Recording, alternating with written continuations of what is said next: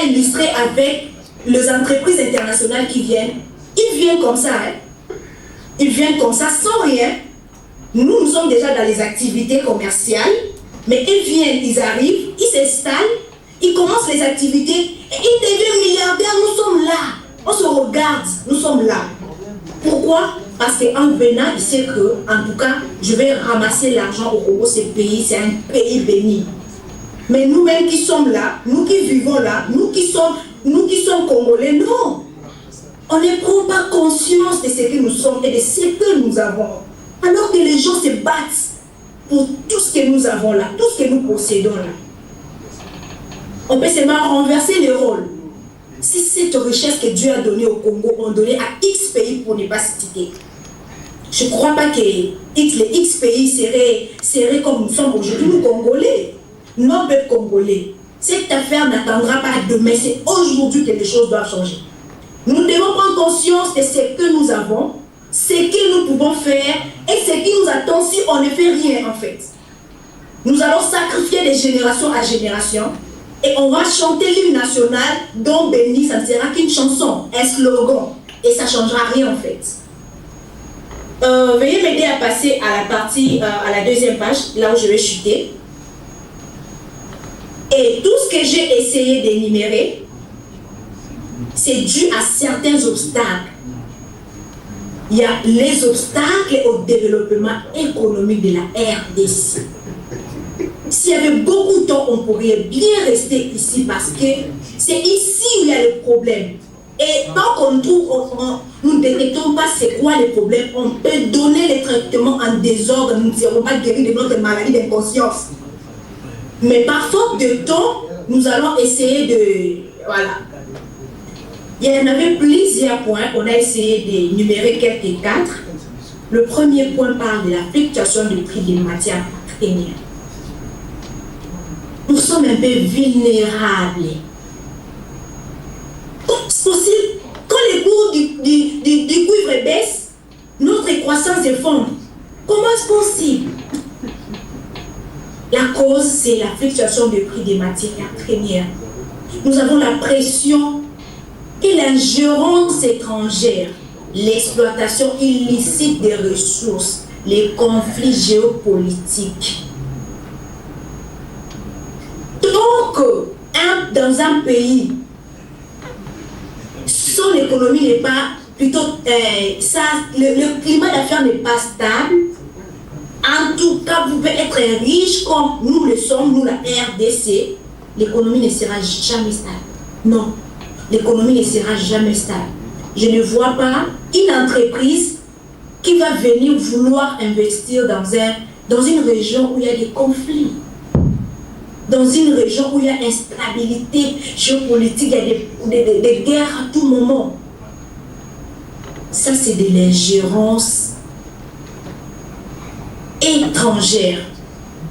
Peuple congolais, prenons conscience que si nous sommes ici en Chine, ce n'est pas pour que nous continuions à danser les ndombolo. Non, fini la récréation. Non, fini la récréation. Nous devons passer à l'action. Nous avons eu la grâce d'être ici en Chine.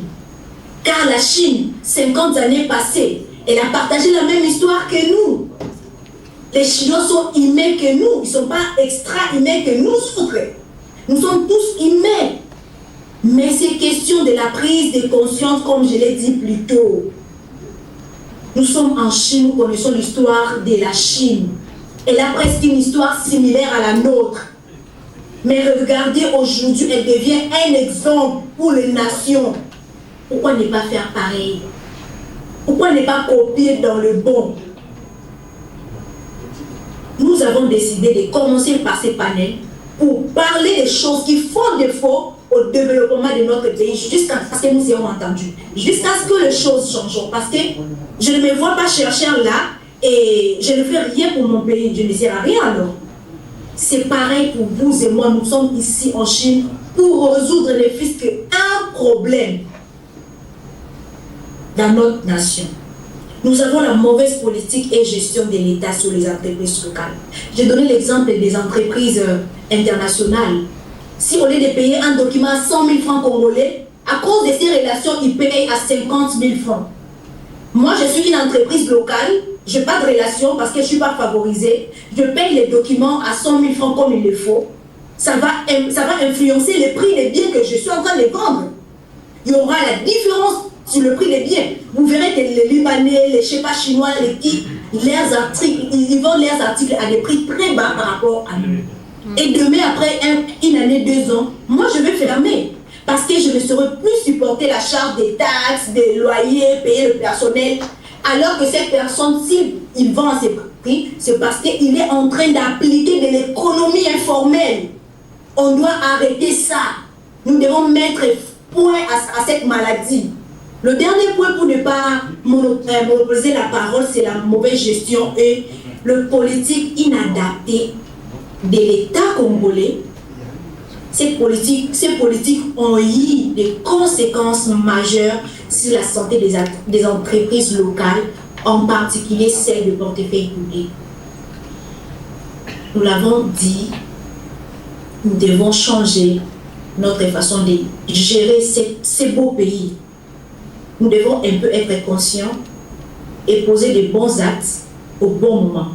Parce que demain, ça risquera d'être tard. Je dis et je vous remercie.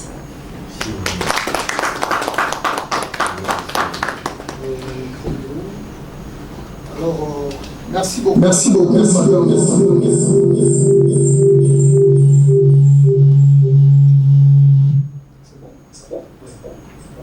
Merci beaucoup, madame Alicia. Sans plus tarder, on va passer aux intervenants du deuxième panel et en train au rayonnement de la... Non, je pense que c'est les questions géopolitiques et sécuritaires. Alors je vais comme ça inviter le CPI qui va prendre la parole au nom des 3 membres de ce panel. Je vais citer le CPI lui-même, le docteur Eric Amale et aussi moi-même, M. Dondi. Pardon? Il y a encore un autre problème. Oui, vous dites? Oui, vous dites, madame. On n'a pas parlé du dernier point sur le point agricole. Dans notre panel, il y a un dernier point. C'est vrai que, tenant compte de l'air, on ne saura pas donner place au troisième intervenant, s'il vous plaît. Donc, vous avez déjà pris un peu plus de 25 minutes, alors qu'il y a encore 4 panels qui doivent présenter leur état de lié. On risque de déborder. On est déjà presque... Il est déjà 15h25, s'il vous plaît. Mais ça y est, alors l'Assemblée voudra que votre troisième intervenant puisse parler dans 2 minutes, qu'elle nous donne juste le résumé de son intervention, s'il vous plaît. C'est Madame Lina, c'est ça? Alicia. C'est Lina qui va prendre la parole. C'est ça? Vous avez parole, madame. Soyez vraiment les plus brefs possible.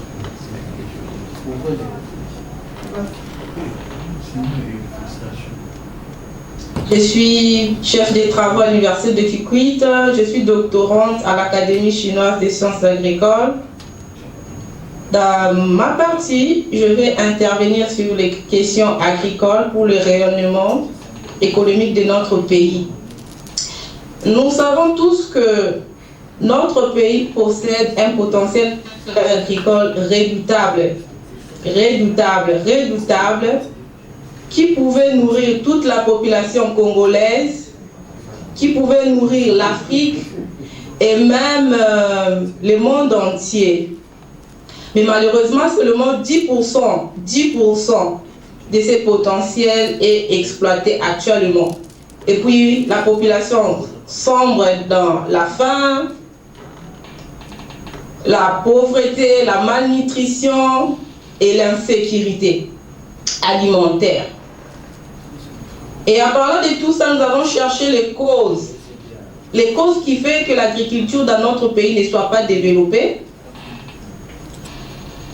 Nous avons énuméré certaines causes, entre autres le manque d'infrastructures rurales, pas de techniques agricoles, des difficultés d'accès au marché, des difficultés, des conflits dans des zones ruraux, l'absence de planning agricole, la recherche scientifique et la formation qui sont négligées. Vous pouvez m'aider à shifter dans le PPT suivant. Les grands défis majeurs qui bloquent l'expansion de notre agriculture pour élever l'économie dans notre pays est la modernisation de notre système agricole. Nous avons remarqué que l'agriculture congolaise est toujours traditionnelle jusqu'à aujourd'hui. Nous utilisons la houe, la machette. Nous utilisons, alors que le monde a shifté déjà sur la digitalisation de l'agriculture, on parle de smart agriculture, nous sommes encore dans la tradition. Et ce qui fait que notre agriculture est une agriculture de survie. On ne peut pas produire beaucoup pour donner à tous les Congolais, aux Africains, et puis exporter ailleurs. Non, nous ne pouvons pas faire ça. Nous avons aussi un problème de chaîne de logistique qui est défaillant. Nous savons que l'agriculture s'est faite dans des villages, dans des milieux ruraux éloignés des cités. Dans notre pays, nous savons qu'il n'y a presque pas de routes, de dessertes agricoles. Quand les paysans produisent, ils sont dans l'incapacité d'exporter leur production en ville. Et ils font des pertes parce que la production de fruits, de légumes, de tout ça pourrissent après. Cela fait que l'économie de la RDC ne peut pas s'effronter avec tout ça. Nous avons comme dernier point, nous avons soulevé l'accès, pas d'accès au financement. Jusqu'à aujourd'hui, je ne sais pas si à notre pays, il y a une banque agricole qui finance les paysans. Parlons même de la recherche scientifique et la formation dans les domaines agricoles et partout dans tous les domaines ailleurs. Quel est le budget que l'État congolais met pour financer la recherche scientifique, en particulier dans le domaine agricole? Le budget n'est presque pas existant. Nous ne pouvons pas évoluer dans ça. Nous ne pouvons pas faire que notre agriculture passe des traditionnels à une agriculture développée parce que les techniques, les technologies ne sont pas développées. Les techniques, les technologies se développent dans la recherche, dans la formation, dans les échanges des scientifiques. Des scientifiques congolais viennent apprendre en Chine, les scientifiques chinois vont au Congo. Tout ça demande du financement. Alors que dans notre pays, la recherche scientifique dans le domaine agricole est presque inexistante. Vous pouvez m'aider à passer au dernier slide. Ici, nous avons un peu essayé de connecter toutes les questions que nous avons eu à étudier dans notre panel. Nous avons vu que c'est un cercle vicieux dans notre pays. C'est un cercle vicieux où le problème de l'agriculture est lié au problème de diplomatie, au problème de faiblesse juridique et ce qui rend tous l'économie très fragile. Vous pouvez passer au dernier slash et c'était la fin. Comme vous m'avez donné que 2 minutes, je n'ai pas pu développer. Merci beaucoup.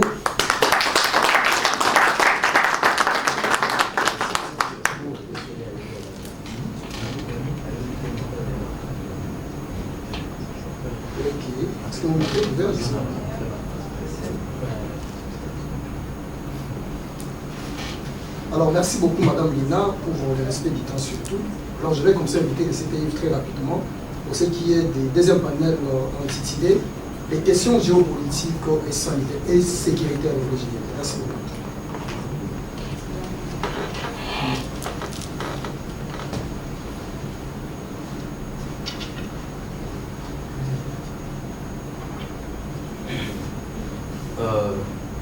Bonjour, chers compatriotes. Bonjour, chers compatriotes, chers compatriotes, chers compatriotes, chers compatriotes.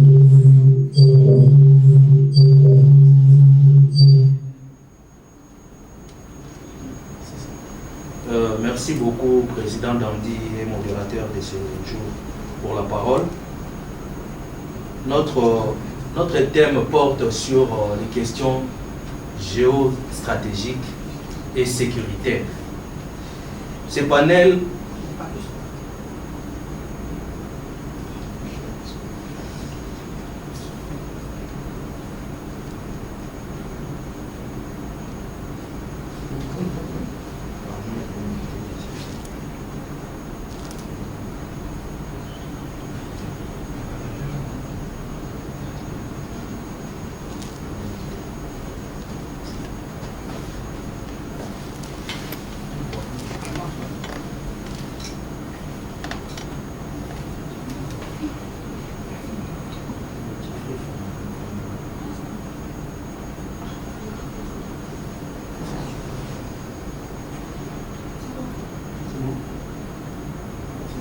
Est-ce que c'est bon, le micro est bon?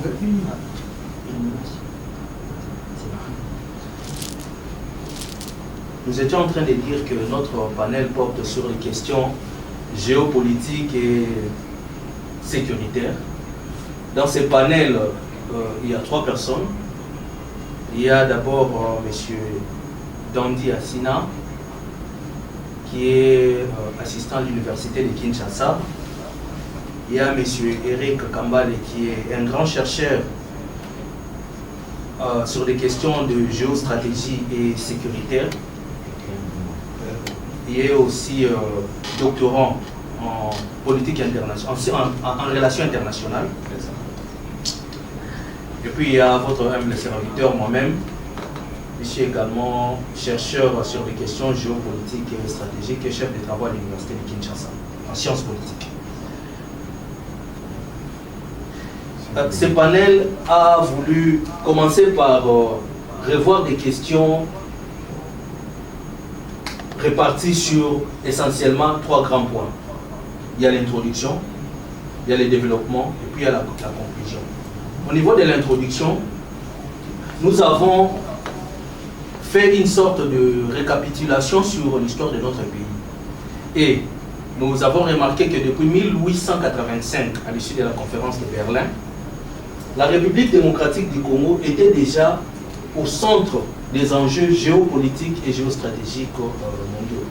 Plusieurs puissances, en ces temps-là déjà, se disputaient le contrôle de la République démocratique du Congo et son occupation, bien entendu. Et c'est ainsi que le roi de Belge, qui occupait déjà cet espace-là, étant celui qui pouvait être considéré comme le moins puissant ou bien le plus faible d'entre tous, sera autorisé à occuper cet endroit-là, mais à une seule condition, que ça puisse être un espace de libre-échange. Donc, depuis ces jours-là, la République démocratique du Congo est devenue comme une propriété où se disputeront. C'était comme si notre sort était condamné en 1885. Une propriété où se disputeront les enjeux mondiaux. La situation congolaise au lendemain de l'indépendance est restée complexe parce que, justement, partant de ce qui s'était passé à la conférence de Berlin, aucune puissance, et alors aucune, ne s'était résolue d'accepter que ces jeunes États puissent être libres de tout mouvement, de peur qu'ils ne tombent sous l'influence d'une telle ou telle autre grande puissance.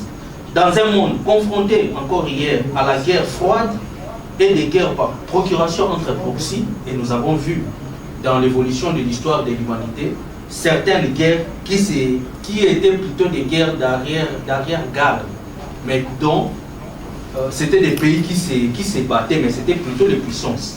On a vu par exemple en Mozambique, en Angola, ici en Afrique, en Europe on a vu en Bosnie, en Asie on a vu l'Afghanistan, Vietnam, en Amérique on a vu Cuba, on a vu Chili. Donc voir un Congo dont les potentialités minérales, donc hautement stratégiques, étaient en perpétuelle découverte et continue, basculer pour l'Est ou l'Ouest n'était tout simplement pas acceptable. Donc les terrains congolais étaient malheureusement propices à la domination à cause également de sa classe politique, qui reste moins visionnaire et prospective jusqu'à ces jours. Donc nous avons une classe politique qui est plus tournée vers des confrontations d'atteinte du pouvoir que de construire véritablement une vision pour avoir des institutions fortes. Nous construire des hommes, au-delà de cela, nous avons préféré plutôt nous construire des hommes forts et malheureusement à la merci des influences extérieures. Et ces hommes, face aux enjeux géopolitiques et géostratégiques actuels, ils sont happés par les puissances qui les dépassent. Les politiciens congolais deviennent donc des agents de la sous-traitance des enjeux d'influence de grandes puissances en RDC. Dans un monde où il faut savoir construire une armée dissuasive, les ne sont ni protégés, moins encore pensés stratégiquement pour qu'ils puissent avoir un impact réel dans l'économie du pays et un développement où chaque Congolais pourrait bénéficier de son sol et son sous-sol. Donc il est vital pour la RDC oblige à un bouleversement des systèmes et à des grands changements dans les visions de politique étrangère à la fois politique, sécuritaire et économique. Parlant des victimes politiques, c'est puisque nous sommes livrés à des hommes politiques, permettez-moi l'expression, permettez-nous l'expression, des hommes politiques mercenaires, dont même les élections ne pourraient refléter les réels choix à tous les niveaux, car les résultats des élections sont soit dictés par des acteurs extérieurs, ou alors, même si les choix étaient réellement, reflétant réellement la volonté du peuple, mais la corruption et la pression des élus émanant et des élus émanent facilement, les amènent facilement à céder et devenir carrément des agents au service de l'étranger au détriment du pays, au détriment des élus eux-mêmes. Il y a des soucis au niveau... Bon, si je dois peut-être dire un mot à ce niveau-là, expliquer rapidement. Les choix de nos dirigeants n'est plus un choix réellement congolais, mais c'est un choix lié par les intérêts extérieurs. Nous avons les États-Unis qui ont leur type, nous avons les Russes qui ont leur type, les Chinois qui ont leur type, et au moment des élections, chacun se bat pour que son type dirige les pays. Et tout part de la manière dont ils arrivent à jouer sur les élections. Soit les élections sont réellement démocratiques, c'est le type américain qui gagne véritablement les élections, mais les Chinois et les Américains arrivent à avoir de l'autorité sur lui. Ou même si c'est le type de personne, comme Lumumba, c'était un type de Congolais, mais malheureusement, l'impact de la ou des réalités géostratégiques et géopolitiques mondiales ont fait qu'ils ne savaient pas travailler véritablement, et on connaît tous son sort. C'est le cas de M. Laurent Désiré Kabila. Un moment, Mobutu est venu, il a été là, mais happé par le monde occidental et dans un contexte géopolitique et géostratégique où on était en pleine guerre froide, où il y avait la confrontation entre l'Est et l'Ouest. Et la République démocratique du Congo était le pivot ou bien même le pivot, le monument, s'il faut le dire, l'endroit où l'Occident combattait l'Ouest en Afrique. Donc notre pays était comme Israël aujourd'hui au Moyen-Orient. Mais nous, on était en Afrique contre le communisme. Voilà comment il a pu faire facilement 32 ans et tout. Bon, ce n'est pas le débat d'aujourd'hui. Sur le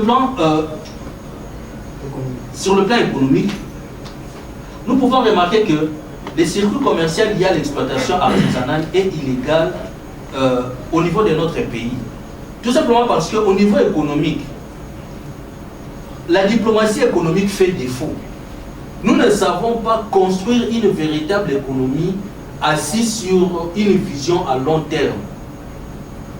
En effet, la plupart des carrés miniers en République démocratique du Congo sont artisanaux, et ça, on le sait tous. Les populations autochtones creusent ou encore exploitent les minerais dans leurs entités, soit librement ou sous contrainte, parce que nous savons qu'il y a des groupes armés qui occupent certains pans de notre pays, sans expertise ni encadrement juridique et politique de notre pays. C'est là où la diplomatie économique est en train de faire défaut dans notre pays.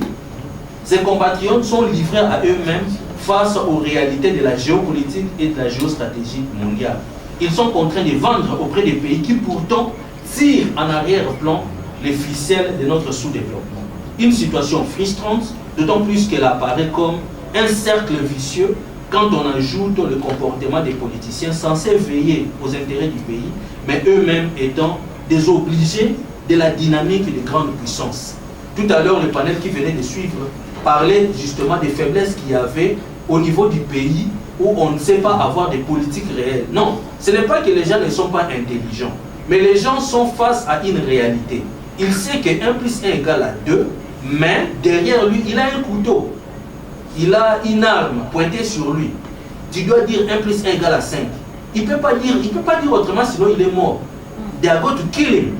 Alors, s'il doit être kill, il doit faire un choix entre to kill ou bien faire ce qu'on lui dit. Bon, nous savons que le Congolais aime la vie. Donc il n'y a aucun Congolais qui accepterait facilement qu'on les kill comme un Lumumba ou comme un Mzee Laurent Désiré Kabila. Et c'est comme ça que vous voyez, même nos députés, ils sont incapables de prendre des décisions courageuses pour pouvoir nous aider à avancer. Et nous pouvons pouvons voir ces schémas ici, où nous voyons l'exploitation artisanale est réellement faite. Les Congolais font l'exploitation artisanale, puisqu'ils ne sont pas encadrés. Ils vont vers les milieux urbains, ils vont dans les grandes villes. Nous avons pris essentiellement les cas de l'Est de la RDC. Mais c'est exactement ce qui se passe dans l'ensemble du territoire national. Que ce soit à Lubumbashi, que ce soit à Ituri, partout là-bas, c'est le même schéma. On a voulu prendre le point le plus chaud pour qu'on comprenne facilement. Alors, je reviens sur les tableaux. L'exploitation artisanale.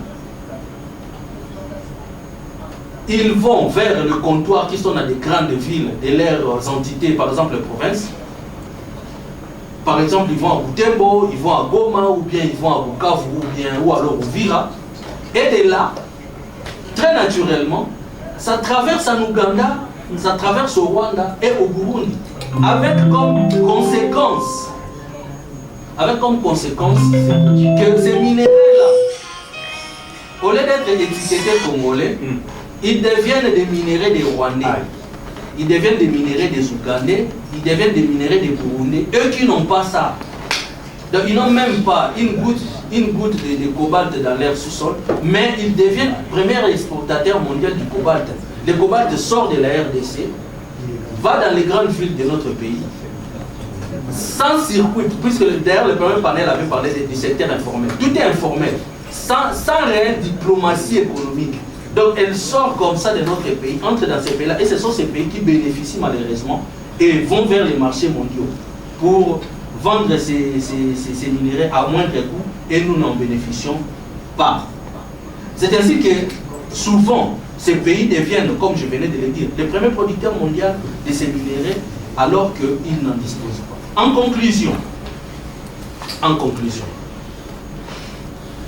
au regard de ce qui précède, nous pouvons véritablement remarquer que la RDC, depuis 1885, donc sa création à la conférence de Berlin, en tant qu'État indépendant du Congo, une petite parenthèse, c'est le seul pays africain qui a participé à la conférence de Berlin comme État.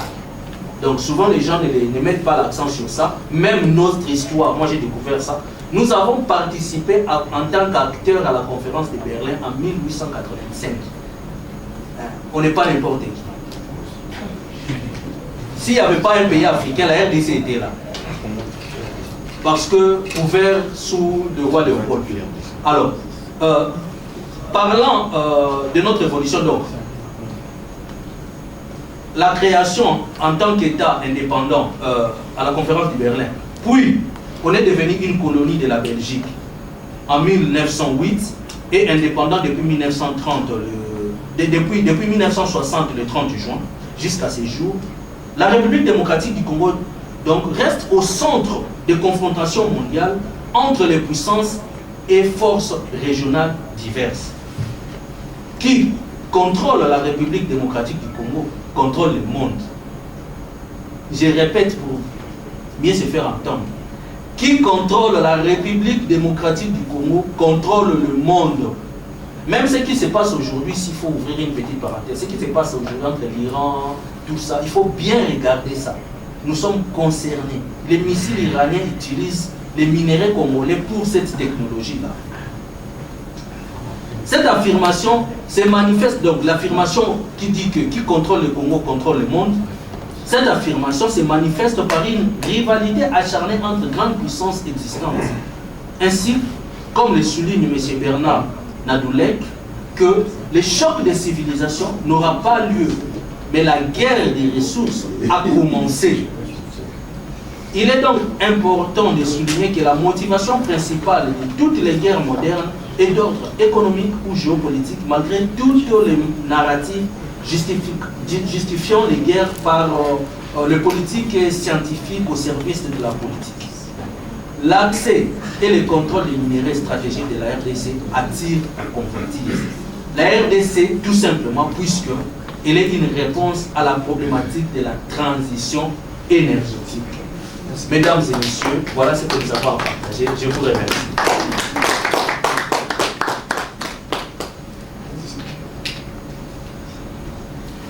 Merci beaucoup, cher Cédric, pour cette brillante intervention. Vous l'avez bien dit, le monde est en train de basculer vers l'énergie verte et la RDC est une réponse à cette question. Et il est même important de le dire parce que nous sommes scientifiques. Le Congo risque d'être enterré dans l'affrontement entre les deux grandes puissances, je citais les États-Unis et la Chine. Alors c'est important de mener beaucoup plus de recherches sur les questions liées à la géopolitique de notre pays, sans laquelle la sécurité à l'est de la RDC n'est nullement pas garantie. Alors je vais passer comme ça au troisième panel qui évoque les questions environnementales et sanitaires. Je vais commencer par le docteur Roger. Après lui, viendra M. Daniel. Je rappelle que dans ce panel, il y a 3 intervenants. Docteur Roger Kake, M. Daniel et le président Christian Zaki. Merci. Merci. Oui, je sais.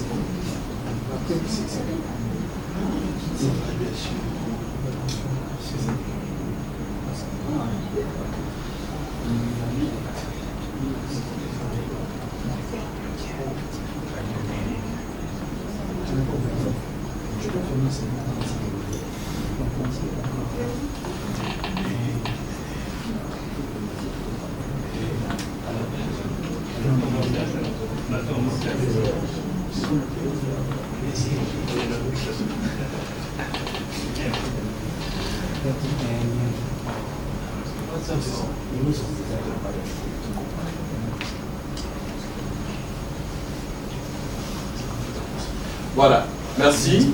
Je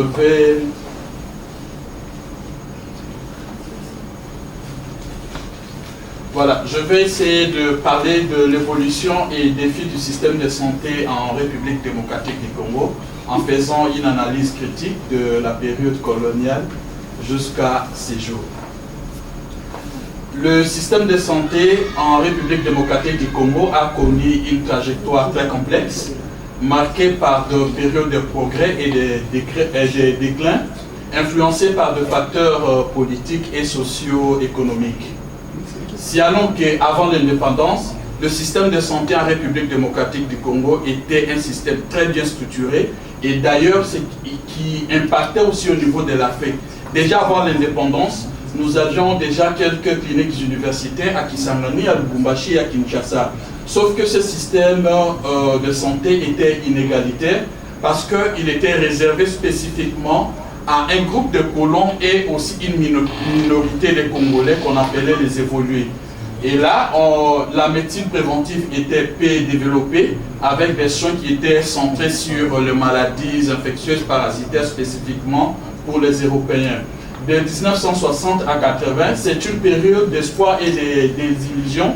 Pourquoi? Parce que c'est cette période où il y a la nationalisation de notre système de santé, marquée aussi par des défis énormes, par exemple par manque de personnel qualifié et aussi avec des infrastructures dégradées, bien qu'il y ait eu tentative de réforme et qui étaient sans succès.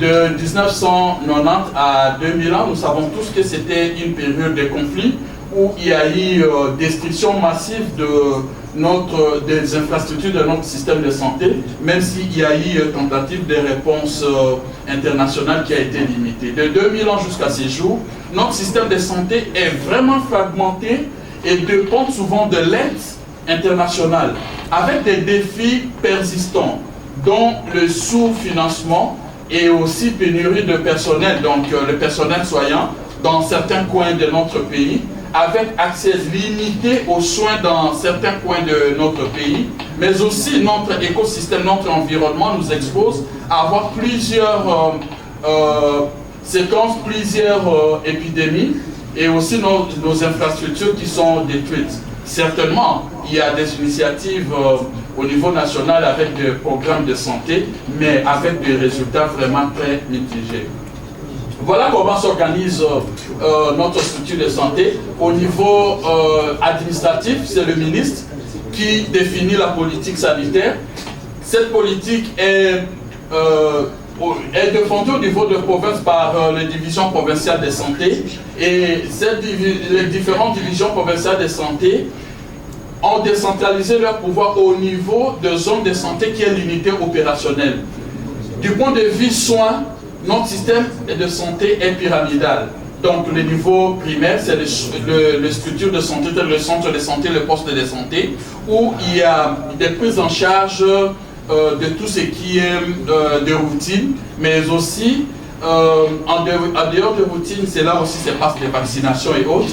Les niveaux secondaires, c'est les hôpitaux généraux de référence, où il y a de prestations de spécialité, et le niveau tertiaire, c'est les cliniques universitaires. Alors, parlons de réformes, parce que c'est à partir de ces réformes que notre système de santé vise à améliorer l'accès aux soins pour la population, revoir aussi la gouvernance et le financement. La première réforme est celle de 1985, qui avait pour objectif de structurer notre système de santé, comme je l'ai dit, à 3 niveaux, les niveaux primaire, secondaire et tertiaire, où la priorité était spécifiquement pour des soins de base et aussi à la gratuité théorique. Mais alors, il y a un problème. Le problème, c'était la centralisation était inefficace suite à des contextes de crise économique et politique. Nous le savons tous, le départ de Mobutu qui a constitué des crises et aussi des détournements de fonds. La deuxième réforme, c'est celle de l'initiative de Bamako de 1987, mais qui a été mise à jour en République démocratique du Congo en 1990. L'objectif était d'impliquer les communautés via des comités de